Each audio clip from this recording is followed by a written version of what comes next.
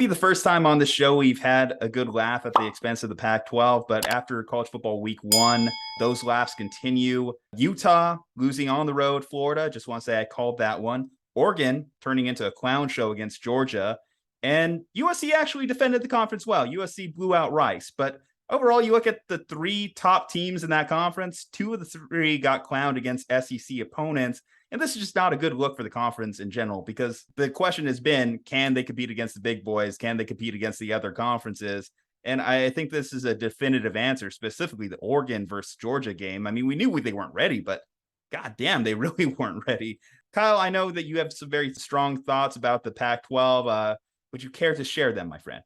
That the Pac-12 should have disbanded as a conference, say 5 years ago, and that both San Diego State and Boise State have been better over the last decade than any Pac-12 team you could find. You could point to any Pac-12 team in their resume since 2011, and San Diego State and Boise State have them topped from the Mountain West Conference. I will say that from Utah's standpoint, that's just a tough loss that they probably should have won. They had multiple opportunities to go ahead late in that game, and they kind of let that one slide away. So Utah, I think they can recover from this. The problem for them is that all the Pac-12 teams just beat up on each other during the regular season. I remember a couple of years ago, there was this amazing loop of every team beating another team in one vicious cycle with the Pac-12. So altogether, Utah's still the best team in that division. Oregon, we talk about those types of games being measuring stick games, and Oregon definitely did not have a good showing in that game.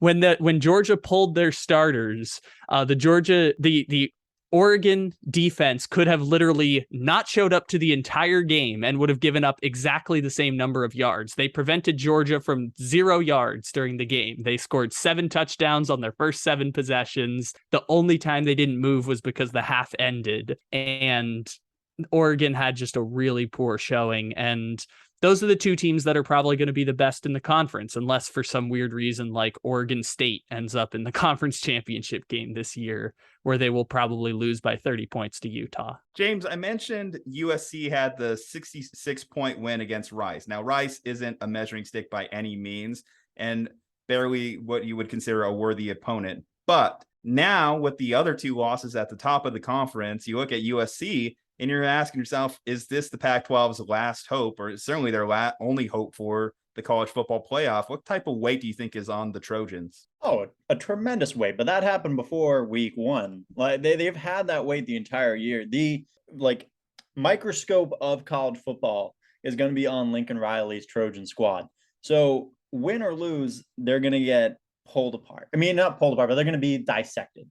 So they had to come into this knowing that. They beat Rice. They beat the brakes off Rice. I don't know how sensitive we're going off this, but they beat up Rice. They're supposed to do that. And I don't see any reason, looking at how Oregon played, that they can't do that to the rest of the Pac-12. The Pac-12 is going to cannibalize each other. Kyle said it. Kyle mentioned it. That's what they do best, is they just cannibalize each other and tear each other apart. And then I guess USC is going to be left at the top, but okay. What happens with the rest of it? No one's really going to blow me away this year. Kyle, when we look at USC's remaining schedule, so they go on the road to face Utah. They have a home game against Notre Dame. Hypothetically, if they were able to win out their schedule, do you think that they still have an opportunity at the college football playoff, with specifically their one-loss team? And let's say the one loss is to Utah, especially after Utah gave up that game to Florida. For USC, it's interesting because USC is a team that, as the year goes along, if they stack up wins like one after the other, they can build a case for, like, when the first ranking comes out, it's like, oh, hey, USC is ranked 7 or 8. And that's kind of strange, but they're 6-0 or 7-0 or whatever it is. I still believe any one-loss conference champion will get into the playoff, with a few exceptions. With a handful of exceptions, I know there was that one year Penn State had one loss, but their only loss was to Ohio State, and Ohio State got in. But for the most part, one-loss conference champions will get in.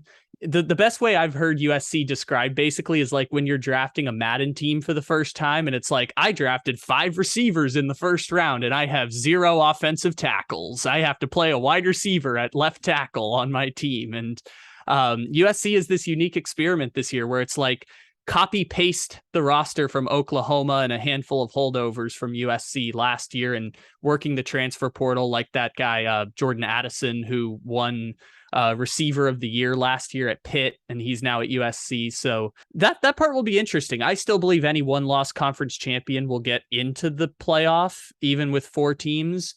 I just don't think USC is going to get there because they will probably get tripped up by Notre Dame and Utah and probably one other random Pac-12 team like UCLA, who is not great, but UCLA is good enough to get invited to like the Alamo Bowl.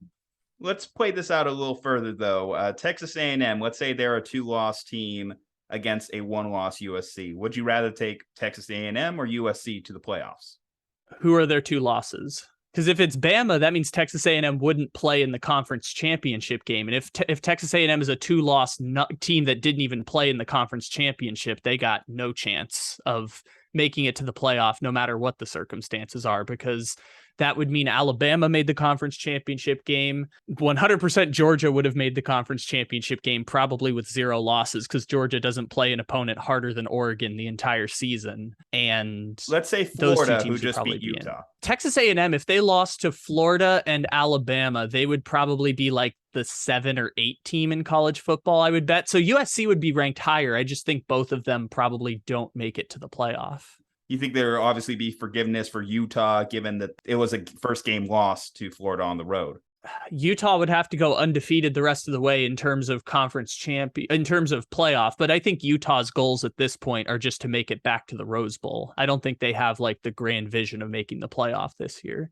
James, aside from USC, do you think Utah has any opportunity to get back in the playoff after that loss?